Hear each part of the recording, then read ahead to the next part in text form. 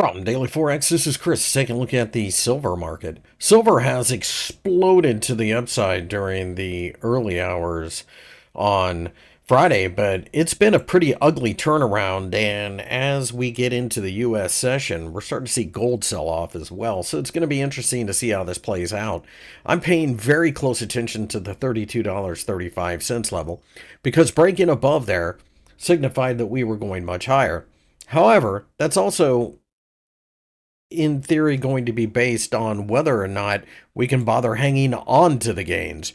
And right now, that's a very real question indeed, so we'll have to see.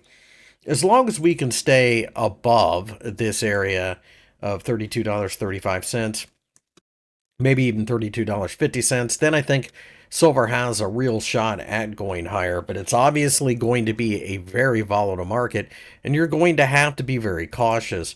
All things being equal, I do think that you need to see gold pick things up, and it's probably worth noting that it's at least uh, a little shaky to say the least here on Friday, but ultimately, I think this is a market that will eventually try to make its way up to $35. That's kind of been the thought process all along, but we're right now breaking through that major barrier that I was so worried about previously. So, with that being the case, it's definitely got my attention.